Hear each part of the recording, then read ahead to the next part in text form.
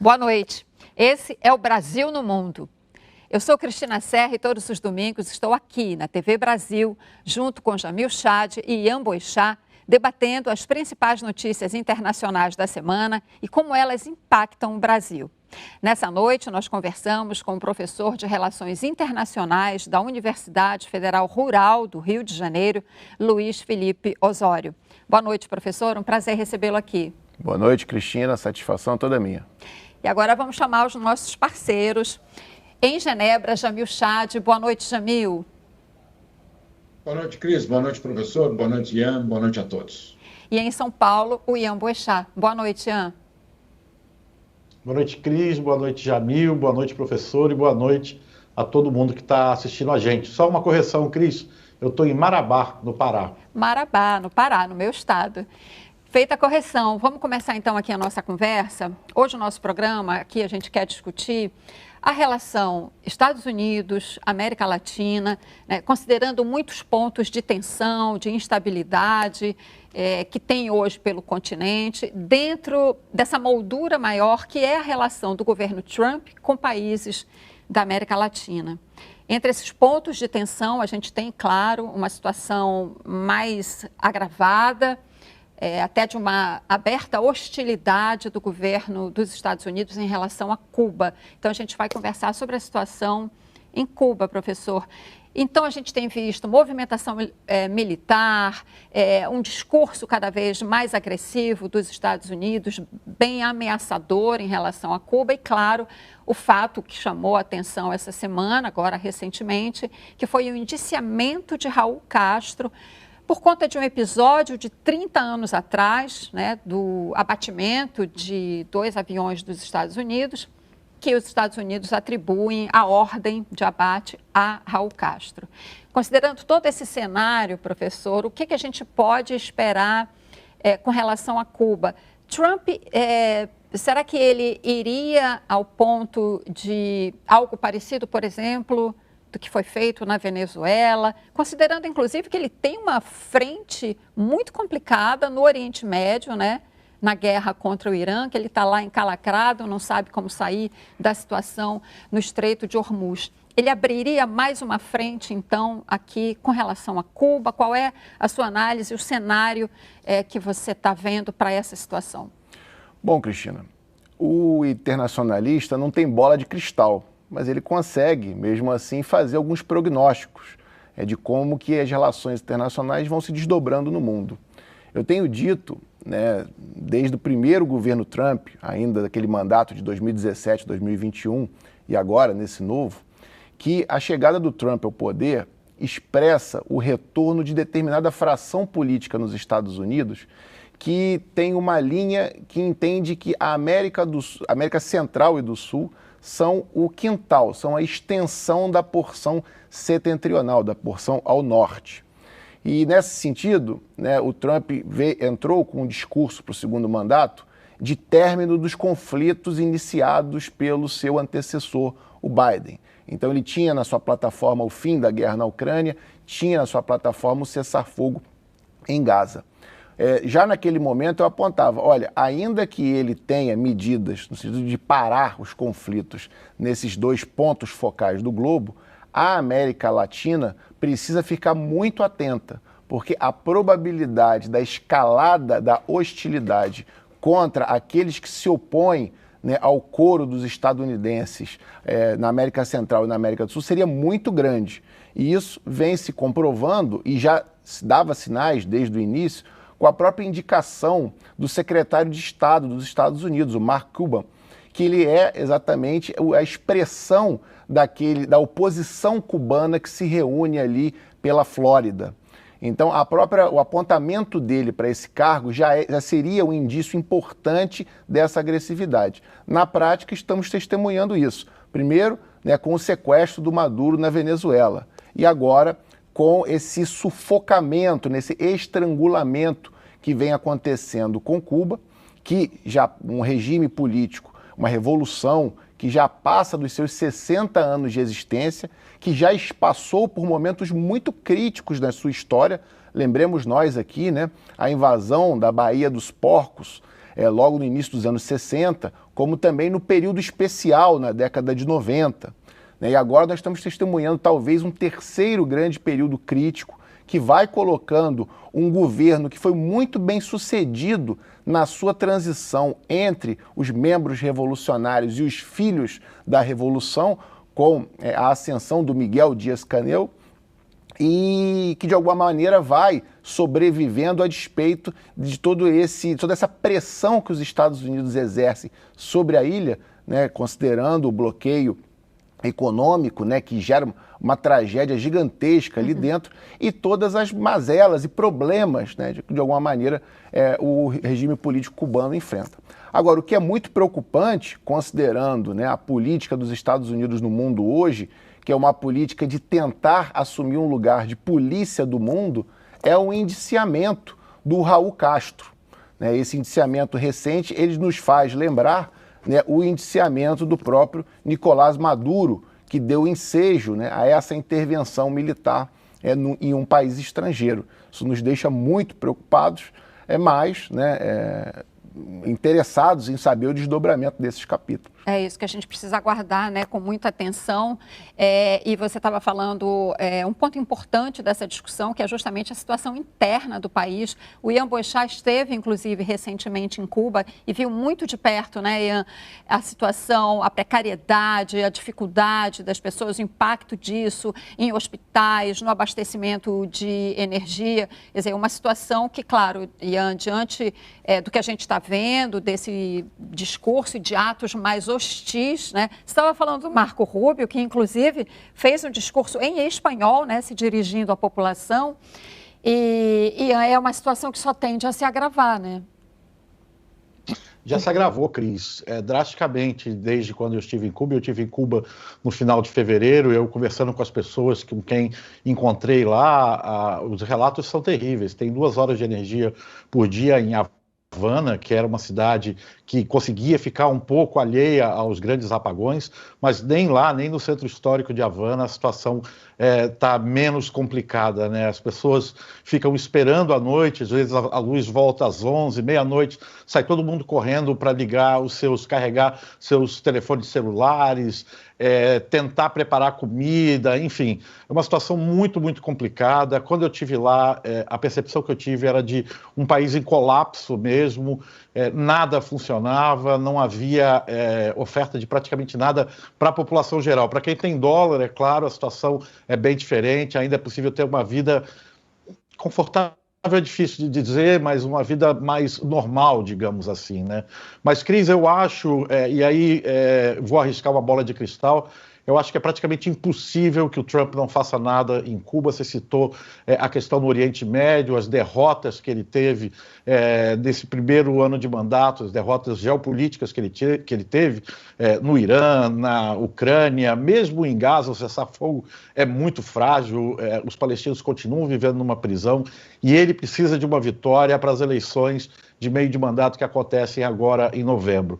A minha aposta é de que as coisas vão escalar e que algum tipo de ação, seja militar, política ou econômica, ainda mais grave, vai acontecer nos próximos meses, se não nas próximas semanas. Viu? Esse indiciamento é um passo muito claro em direção a isso.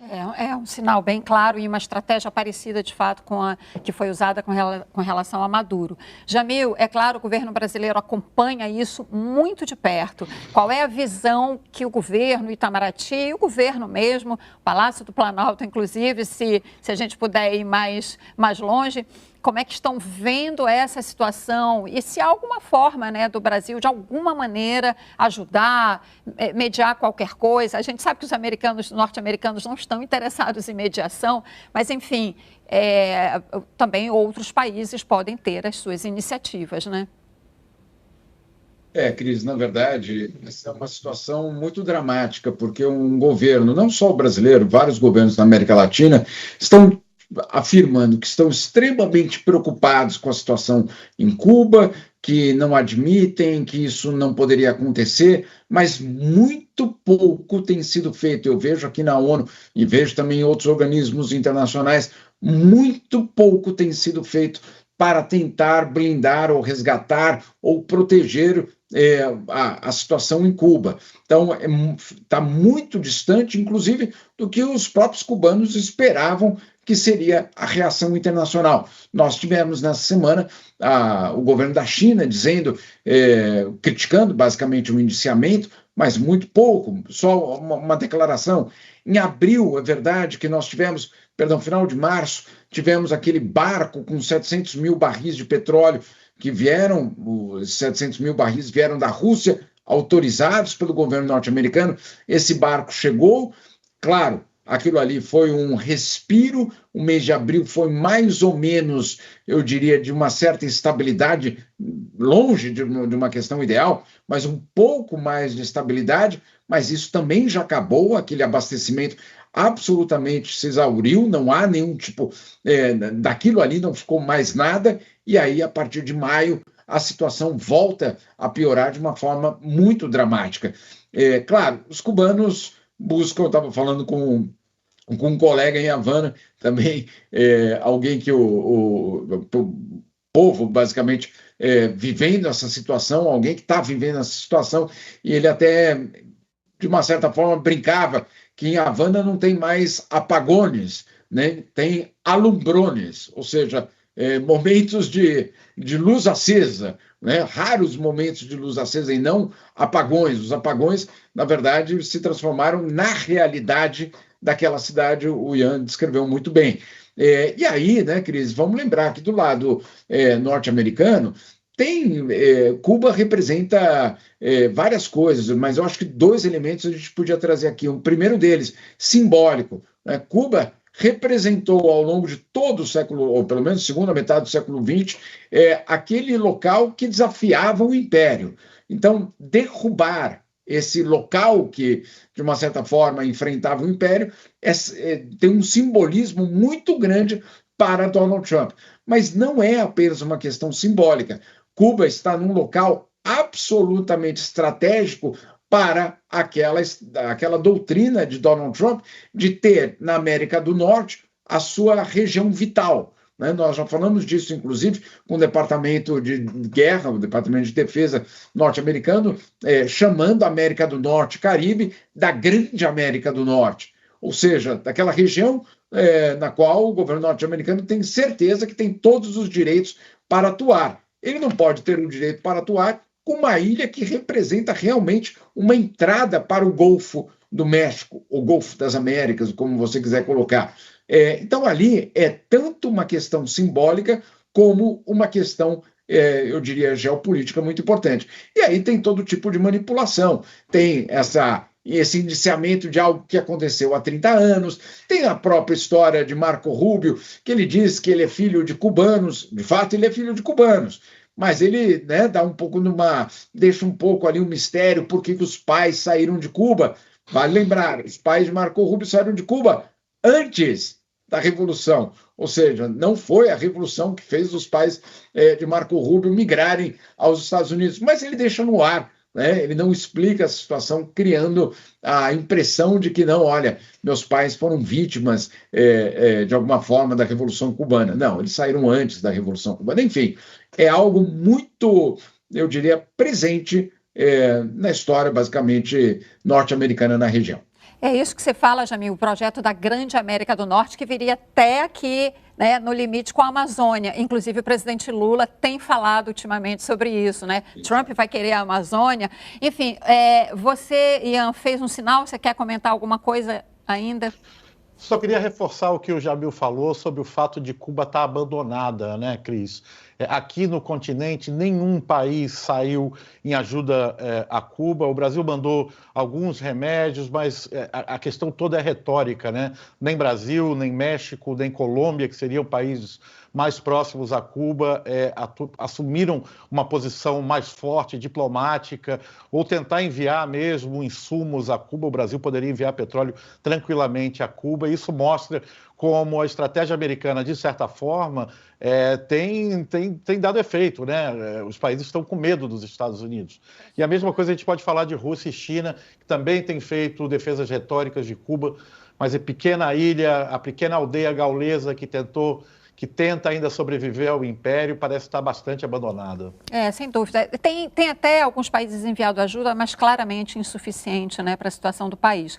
Eu queria trazer um outro ponto muito importante aqui para o debate, dentro desse contexto todo que a gente está falando, que é a situação da Bolívia, né, um governo que assumiu muito recentemente e tem uma onda de protestos intensa, né, pelo país, por questões econômicas. Professor, eu queria que você contextualizasse um pouco para a gente isso e fizesse a sua análise desses protestos, o que eles significam, sendo que o governo eleito muito recentemente, como grande expectativa, a reversão, né, da população em relação ao governo eleito por ela mesma foi muito rápida. Por que isso? Olha, Cristina, nos anos 2000, né, depois de governos sucessivos de direita, a Bolívia acompanhou a onda ou a maré rosa na América Latina e colocou ao poder o Evo Morales. A partir de então, né, ela teve períodos, anos, de crescimento econômico, inclusive de crescimento do PIB boliviano. E isso gerou, de alguma maneira, uma certa pacificação num contexto de muita instabilidade interna, de muitas cisões, de muitas divisões, né, entre a Bolívia do altiplano e da planície, e permitiu com que o movimento ao socialismo, o MAS, pudesse ter uma política hegemônica ali naquele país. De toda maneira, né, essa onda rosa ela começou a ser revertida e já na década de 2010 vieram os primeiros ataques e as primeiras derrubadas de governos mais progressistas, de governos centro-esquerda. A Bolívia não ficou imune a isso, né? Veio toda a derrubada do governo Evo e a crise que se instaurou quando o Evo se colocou candidato para um terceiro mandato. Ali se abriu uma cisão dentro do grupo do movimento ao socialismo, que permitiu a chegada da golpista Janine Áñez ao poder. Foi um momento que mostrou que a situação interna na Bolívia chegou a um ponto que aqueles governos mais conservadores de outrora não conseguem se estabilizar politicamente se não derem concessões, né, aos grupos políticos locais, principalmente os grupos autóctones. E isso foi gerando uma série de distúrbios a ponto do MAS voltar ao poder, mas não com o Evo Morales, não com a radicalidade, não com a representação que tem o Evo Morales, mas com uma representação mais moderada, né, do Lúcio. E o Lúcio, de alguma maneira... O ex-presidente Luiz Arce, né? Lúcio Arce.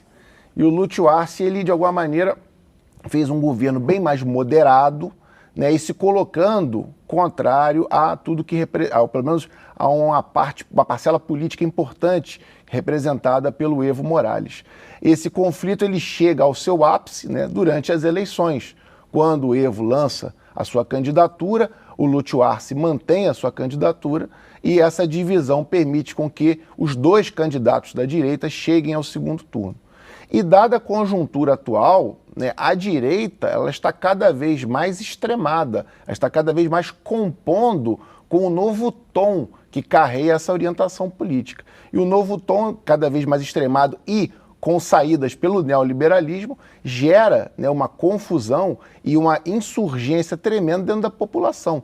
Tanto que o Rodrigo Paes, o presidente eleito, não demorou muito tempo a tomar posse, já passa por uma situação muito delicada, né? Inclusive com a ameaça de derrubada do governo dele, com a ameaça de intervenção estrangeira. Né? A gente precisa entender o seguinte, os países da América do Sul, América Latina como um todo, eles são países que têm um grau de soberania, de autonomia no cenário internacional menor se comparado com outros países, como, por exemplo, Rússia e China. Sim. Logo, eles ficam muito vulneráveis a intervenções externas, principalmente dos Estados Unidos. Então, ter um consenso político nesses países, ou um governo que dure por muito tempo, que estabilize a população e que gere crescimento, ele não é só difícil pelas disputas e boicotes internos, mas também por toda a sabotagem externa. Não só a OEA já teve um papel importante de sabotagem no momento em que o Evo foi derrubado, como agora também o Trump ameaça, né, mandar tropas e mandar formas de organização para evitar que o Rodrigo Paes caia. Uma situação muito preocupante. Deixa eu aproveitar aqui, Ian, essa deixa que o professor a deixa que o professor deixou é muito ruim. Mas, enfim, esse ponto que ele traz, né, da disputa interna dentro do MAS, o movimento ao socialismo, ou seja, a disputa entre Luiz Arce, Lúcio Arce e Evo Morales, que acabou contribuindo, né, para essa volta, para esse retorno da direita ao governo da Bolívia. Cris, o Rodrigo Paes se elege num momento de crise econômica bastante aguda na Bolívia, com inflação quase a 20%. Bolívia é um país pequeno, com poucas reservas internacionais e fica muito vulnerável às variações cambiais, né? É um país com PIB de nem 200 bilhões de dólares. O Rodrigo Paes chega prometendo manter as conquistas sociais dos últimos 20 anos e promete modernizar o país, trazer mais investimentos externos, melhorar a economia. Muita gente que votava no Evo e no Arce acabou votando pelo Rodrigo Paes, esperando e acreditando nessas promessas de que ele seria um elemento de negociação, um elemento de transição entre a Bolívia andina e a Bolívia tropical, onde está a extrema-direita boliviana, né? Ele seria uma espécie de um negociador entre esses dois mundos. No entanto, ele assumiu e logo dos primeiros meses ele se mostrou quase como um estelionato eleitoral. Ele não fez praticamente nada do que ele prometeu. Ele colocou uma série de medidas bastante controversas, tentou mudar a lei da reforma agrária, que daria direito a grandes produtores comprarem pequenas terras, reduziu os subsídios dos combustíveis. Se diz que na Bolívia agora os combustíveis estão de qualidade muito ruim, destruíram cerca de 10 mil carros agora por conta da qualidade ruim, e os professores que iniciaram essas campanhas ficaram sem os aumentos que foram prometidos. Então, a população está se revoltando porque se sente vítima de um estelionato eleitoral. Ele prometeu manter as conquistas e logo no começo já tentou derrubar tudo. Então, essa crise tem muito a ver com isso. Não é uma crise porque ele foi eleito pela extrema-direita. Não, ele foi eleito pela maioria da população democraticamente, mas vem atuando como se fosse um candidato de extrema-direita e negando tudo que prometeu nas eleições. A gente ainda tem muito a falar sobre a América Latina, sobre Bolívia, a gente já volta, o Jamil ainda tem informação importante sobre isso, mas agora a gente vai fazer uma pausa rápida. No próximo bloco voltamos com Brasil no Mundo.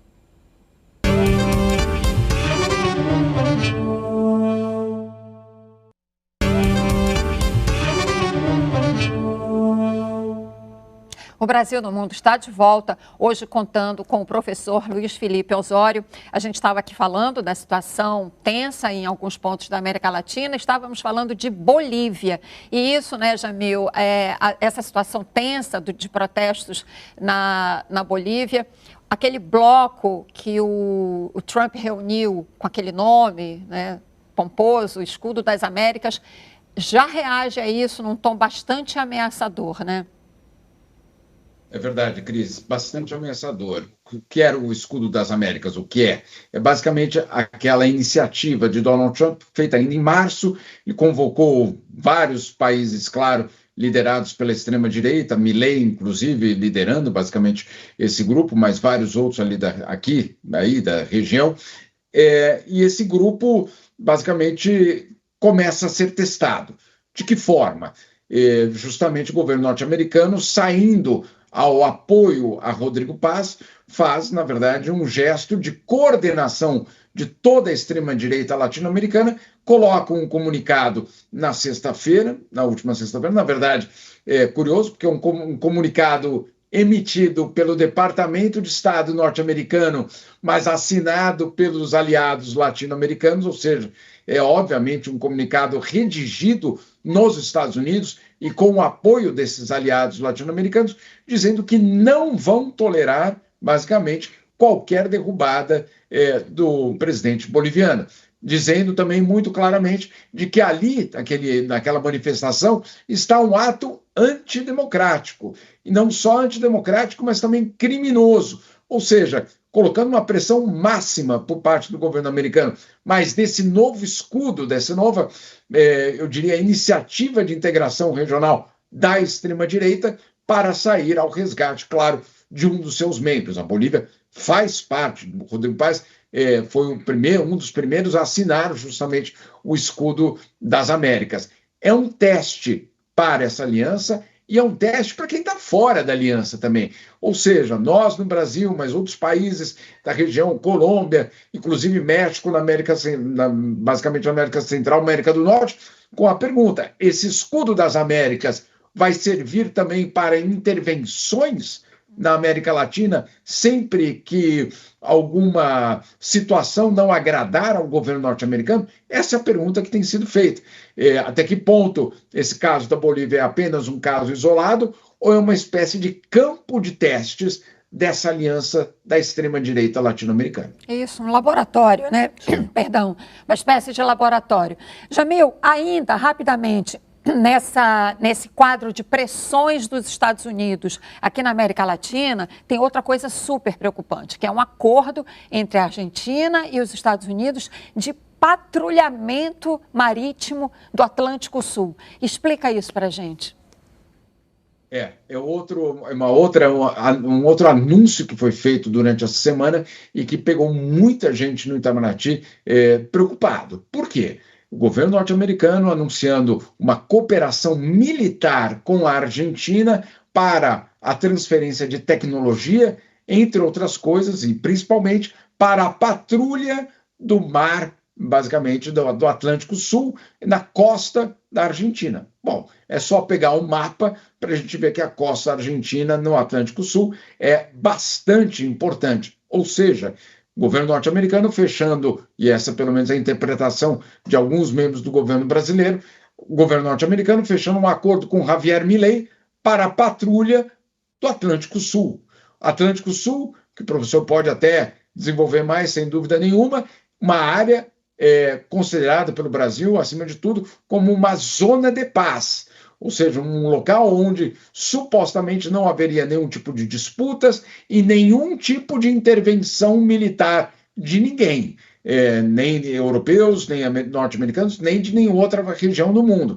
Ou seja, esse acordo que tem um componente de cooperação, um título bastante, eu diria, dúbio, não fica claro pelo título do acordo sobre o que seria, mas basta ler o acordo para entender que sim, é um pé norte-americano, basicamente no Atlântico Sul, com uma possibilidade, inclusive, de ação, ou na verdade, de presença militar. E aí a gente precisa lembrar, né, Cris? Nós estamos falando sim do patrulhamento do Atlântico Sul, mas já existe um acordo militar entre Estados Unidos e Paraguai para o estabelecimento de uma base militar norte-americana no Paraguai. No Equador, o governo norte-americano já atua, oficialmente pelo menos, contra o crime organizado no Equador, e a Venezuela é hoje um protetorado norte-americano. Então, aquela estratégia norte-americana que muita gente fala, não, isso é só retórica. Não, ela vai muito além da retórica. Nós estamos vendo a implementação da tal da doutrina Monroe na prática, a militarização, a presença militar de norte-americanos na América do Sul. Exatamente. E nesse contexto, professor, nós vamos ter um ano eleitoral, estamos tendo já estamos nesse ano eleitoral aqui na América Latina. Colômbia agora, bem perto, já vai ter agora no dia 30 o primeiro turno. Peru está indo no comecinho de junho para o segundo turno das eleições e teremos eleições aqui no Brasil também. Então, todo esse contexto só torna o nosso cenário eleitoral mais importante ainda e com mais tensões. Agora, acho que uma reflexão importante, né? Diante, inclusive, esse retrospecto todo aí que o Jamil trouxe dos governos aqui na América Latina de direita, subordinados a Trump, quer dizer, precisa ter um reequilíbrio, digamos assim, né, aqui na América Latina. Isso acho que põe em destaque a importância da eleição de governos progressistas aqui na América Latina. Em especial na Colômbia, o candidato apoiado pelo presidente Gustavo Petro, o senador Ivan Cepeda, está na frente, até com uma margem razoavelmente confortável. Enfim, com todos esses dados, qual é a sua análise sobre a importância desse ano eleitoral aqui no Brasil? No Brasil e na América Latina. Bom, Cristiano, tentando pegar um pouco da sua pergunta, né, conectando com o que já foi falado aqui por Ian e por Jamil, é interessante a gente pensar que essa linha de política externa do Trump, que as pessoas chamam de isolacionismo, e isolacionismo, claro, em relação aos assuntos europeus, ou os assuntos que eles consideram externos, enquanto que na América Latina é sim muito intervencionismo. É uma corrente política popular dentro dos Estados Unidos. Tanto que as intervenções na América Latina, elas de alguma maneira sobem a popularidade do governo Trump, que o Ian muito bem pontuou, está preocupado com as eleições de meio termo. Enquanto que incursões e intervenções para fora desse entorno estratégico acabam de alguma maneira baixando sua popularidade, como vem acontecer, ou como aconteceu em Gaza e agora no Irã. Então, ou seja, essas ações elas vão dando legitimidade e força internamente a um governo que está com um pé em cada canoa. Apesar do discurso do Trump ser muito bufão, ser muito impositivo, ele é fraco politicamente, internamente ali dentro. Então ele precisa, de alguma maneira, fazer concessões a uma série de grupos que o apoiam, mas também, de alguma maneira, a aquela mídia ou aquelas correntes hegemônicas que estão ali, muitas delas representadas pela grande mídia estadunidense. No que tange a essa série de assuntos que nós estamos tratando aqui, que vão de Cuba, né, passando pela Bolívia, incluindo Peru, Colômbia e agora o Atlântico Sul, é importante a gente ter em mente o seguinte: a América Latina ela sempre fica muito vulnerável a essa intervenção externa. E o período eleitoral ele é um retrato de um momento específico, mas ele não necessariamente traduz tudo o que está acontecendo na política do dia a dia. Então a gente vai percebendo o quê? Que os países em que a instabilidade política é grande e no qual as direitas, seja por manipulação, seja por estelionato eleitoral, como o Ian bem apontou no caso boliviano, ou seja por uma série de fatores, a direita vai se colocando ao poder, ela só aguça essa instabilidade interna gerada pela própria pauperização das sociedades, trazidas aí pelo apogeu do neoliberalismo. No caso colombiano, por exemplo, né, é interessante notar o seguinte, que as forças progressistas, elas não detêm os capitais, elas não detêm a força do aparato repressivo, por exemplo, das instituições, mas elas detêm um elemento que é fundamental na disputa política, que são as massas populares. Veja você, o Gustavo Petro foi um governo que não necessariamente foi a extrema esquerda, mas é um governo que dialogou, estimulou e mobilizou as massas dentro da Colômbia a todo momento ao longo de um curto período de tempo, que foi o mandato dele, considerando todo o histórico à direita do governo colombiano. Lembremos nós, né, os outros governos, as bases americanas na Colômbia, e agora a gente vai vislumbrando aí uma alternativa com esse bom resultado eleitoral por hora do Ivan Cepeda. É claro que isso não necessariamente é 100% de certeza de vitória, dado que esse processo eleitoral passa por uma série de problemas, mas é um indício importante.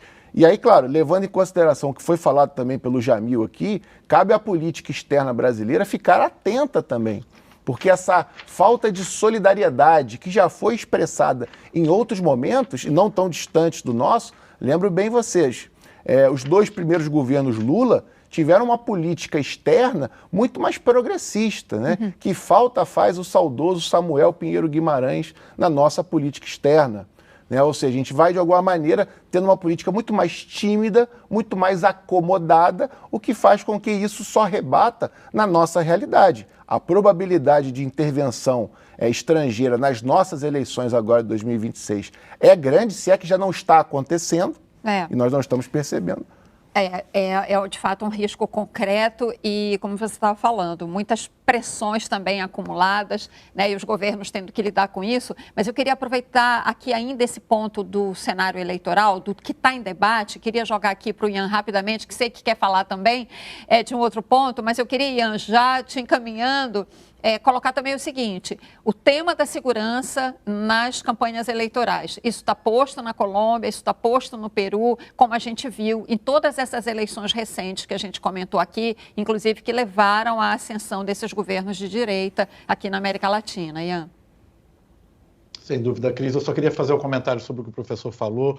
Essa situação da Bolívia que parece estar escalando cada vez mais, e sempre se falou na Bolívia de uma potencial guerra civil por conta das grandes diferenças entre o altiplano plano e a planície, o governo brasileiro precisava agir de forma mais efetiva na sua diplomacia para poder baixar a fervura, né, conseguir ter um caminho para dialogar com os dois lados e tentar reduzir as tensões, se isso for possível. Não interessa para a gente uma guerra civil aqui na Bolívia, não interessa para a gente que as coisas cheguem a um ponto em que haja uma intervenção americana, uma intervenção dos países de extrema-direita no nosso vizinho. Esse é um ponto que eu queria reforçar. Claro. E de fato, a questão da segurança, Cris, é fundamental, é central nas eleições desses últimos anos. Essa foi uma eleição na Colômbia extremamente violenta, com mortes, sequestros, atentados com carros-bomba, ataques militares, o assassinato de um pré-candidato à presidência da Colômbia. Enfim, a violência é pauta na Colômbia, é pauta no Peru e é pauta no Brasil. Essa vai ser a discussão que vai se dar ao final, ao fim e ao cabo, desses três países. E tudo parece, Cris, que junho vai ser um junho muito quente, porque na Colômbia o Cepeda está na frente, mas a grande chance é de que haja segundo turno no dia 16 de junho, se eu não estou enganado. Porque bem atrás dele tem dois candidatos de direita, né? Um mais extremista, enfim, um candidato de direita, e tudo leva a crer, sim, um cenário de segundo turno. A gente ainda tem tempo nesse bloco, professor, de falar de um outro assunto muito importante. Agora a gente vai voltar para o outro lado do mundo, porque na semana passada a gente discutiu muito o encontro entre Trump e Xi Jinping. O que isso significa para a geopolítica, né, e para o que seria o começo de um novo desenho, de um desenho de uma nova ordem internacional. Assim que Trump foi embora, praticamente ele foi embora, Xi Jinping recebeu Vladimir Putin, né? Também um encontro importante que também ajuda a definir essa nova ordem internacional. O começo de uma nova ordem internacional. Como é que você analisa esse encontro, né, nesse contexto em que essas potências, o Xi Jinping recebe, né, num curto espaço de tempo, dois líderes de potências mundiais, ambos envolvidos em guerras inconclusas, iniciadas por eles mesmos e das quais eles não sabem ou não parecem saber sair. E a China, de uma certa forma, se apresenta como um fator de estabilidade mundial. É isso mesmo que a gente está vendo? Ou, enfim, como é que você vê de uma forma mais ampla esses movimentos da China? Estava lendo, Cristina, aqui para o programa, né, me preparando para o programa, um artigo da Maria Luísa Bussi, uma amiga muito querida, cujo título é As Sutilezas do Nocaute. E ela vai apontando justamente como essa questão simbólica dentro da diplomacia tem uma relevância grande e passa mensagens, muitas vezes, que são indizíveis, né, na retórica dos governantes. Elas são sutis e aparecem ali diretamente, são chocantes, né? Esse caso da China recebendo primeiro o Trump e depois o Putin, ele é muito marcante nesse sentido. Uma análise mais da teoria, da geopolítica das relações internacionais, levaria o caso para que direção? Eu aponto, né, que há nesse momento agora, ou há pelo menos, junto com a grande crise do capitalismo de 2008, na qual nós ainda estamos inseridos, uma crise que acompanha a crise do imperialismo, ou seja, junto com a crise do capitalismo, o imperialismo também está em crise. E o imperialismo, a grosso modo aqui, ele é a maneira como as relações internacionais se estruturam com base no núcleo que se coloca à frente dos outros países, Estados Unidos como sócios majoritários e a Europa Ocidental e Japão como sócios minoritários.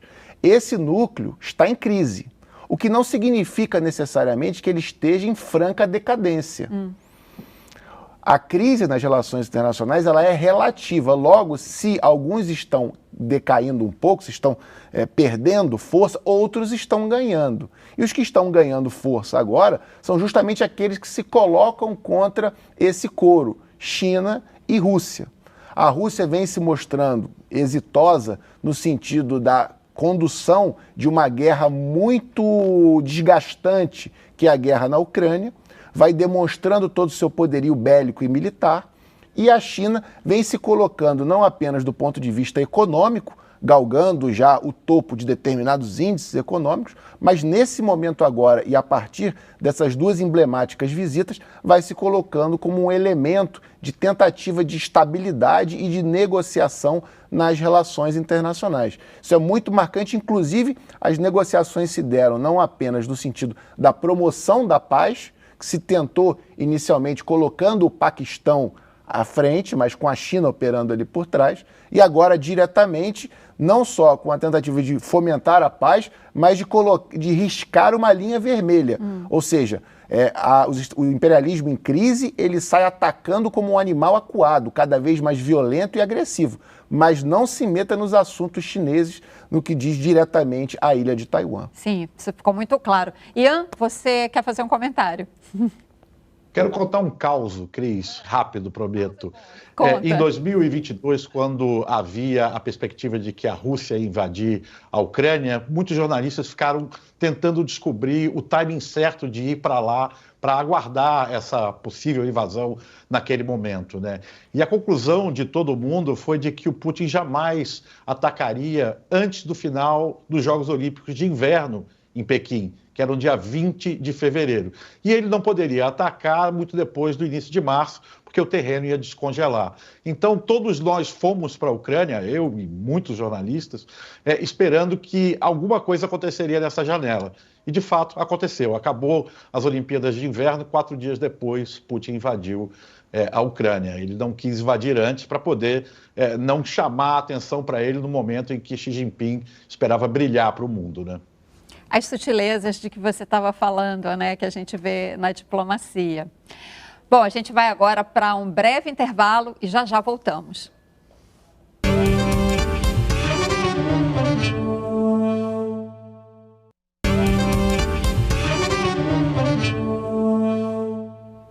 Estamos de volta com Brasil no Mundo, diretamente dos estúdios da TV Brasil, no Rio de Janeiro. Hoje contando com a presença do professor Luiz Felipe Osório. Professor, a gente tem um assunto muito importante para falar agora, né? A gente está vendo uma emergência internacional em saúde no Congo por causa do ebola. Mal saímos da pandemia de Covid, né? Teve o caso da antavirose, um caso menos perigoso em termos de contaminação, porque a contaminação, né, ela não se espalha tão facilmente como no caso de outros vírus. Mas, enfim, nós temos um problema que aqui e ali eclode com mais força, mas nós temos um problema de epidemias, né, que é um problema, sim, geopolítico, né, porque dependendo do local onde essas epidemias e esses surtos acontecem, eles recebem mais atenção ou menos atenção. Né? Então, eu queria a sua avaliação exatamente sobre esse ponto, né? Como a geopolítica interfere nessas questões de saúde pública no mundo. Olha, Cristina, esse assunto está intimamente conectado tanto com a geopolítica dos estados quanto com a geopolítica dos capitais. É importante que haja uma coordenação multilateral num assunto tão sensível e fundamental quanto a saúde. A OMS é de 1948, e só para a gente entender um pouco, ela se organiza em torno fundamentalmente do seu orçamento, que por volta do período pandêmico era de 4,5 bilhões, na seguinte estruturação: 80% desse valor é da iniciativa privada e 20% desse valor vem dos estados, calculado conforme o PIB de cada um, sendo que, nesse cálculo, os Estados Unidos entram com 10% dos 20%, ou seja, com metade desse total. Então, o que acontece? A esmagadora maioria dos recursos são captados na iniciativa privada, o que deixa determinados países e determinados casos específicos muito descobertos, com muito pouca atenção, porque se determinado caso não der lucro, não der o retorno necessário, não se tem o devido investimento, o que nos passa a impressão de que parece que aprendemos pouco, né, com um período traumático que foi o período da Covid-19. A tendência é que outras outras doenças como essa apareçam no cenário para o futuro. E no caso do surto de ebola no Congo, Ian, né, isso acontece, se mistura a um contexto local de conflitos, né, de guerra, né, em países que já têm uma infraestrutura muito precária, né, do ponto de vista de saúde e de assistência à população. Enfim, explica para a gente melhor esse cenário onde vem agora esse novo surto de ebola e que, aliás, com uma variação do vírus, né, para a qual não existe nem vacina, nem tratamento ainda aprovado. Cris, é uma situação muito difícil no Congo. A expectativa é de que esse vírus tenha circulado por semanas até que alguém descobrisse que havia um surto de ebola, e isso aconteceu por duas razões. A primeira é a quantidade de dinheiro que deixou de ir para o Congo, para a área de saúde, com o fim da USAID, né, com os cortes que o Trump fez. O segundo é o agravamento da guerra na região do leste do Congo entre o M23, uma guerrilha, e as forças de paz da ONU. A ONU sofreu uma derrota humilhante em janeiro do ano passado, perdeu as principais cidades do leste do país. Esse surto começou exatamente nessa região, numa mina de ouro, ilegal, obviamente, né? E sem o apoio americano, com o dinheiro que chegava para apoiar as medidas sanitárias e com o contexto de guerra, o surto se espalhou. Ninguém sabe exatamente o número de vítimas, oficialmente está na casa dos 100, 105, 108, mas se imagina que esteja muito mais. E o mais alarmante, Cris, já tem casos em Goma, que é a maior cidade do leste do Congo, e casos em Kampala, a capital de Uganda. É bastante assustador o que está acontecendo lá. Muito, muito preocupante, e isso eu acho que nos remete, como eu estava falando antes, à pandemia da Covid e a desigualdade de tratamento, né, dependendo do país, né, Jamil? Você acompanha isso muito bem. Algo aconteceu recentemente que explica muito do que a gente está falando aqui. Algo aconteceu na OMS, né? O fracasso em torno de um acordo. Eu queria que você explicasse isso para a gente. Cris, importante primeiro, essa semana aqui está sendo, na verdade, a Assembleia Mundial da Saúde. Eu fui às coletivas de imprensa da OMS e algo importante a gente colocar aqui, não é uma pandemia, é uma emergência sanitária internacional. O que significa isso? Que é preocupante, sem dúvida nenhuma. Os países do mundo inteiro precisam estar preparados, mas não é uma pandemia, pelo menos neste momento não é uma pandemia, quando isso acontece em vários continentes ao mesmo tempo, ou pelo menos em 2 continentes.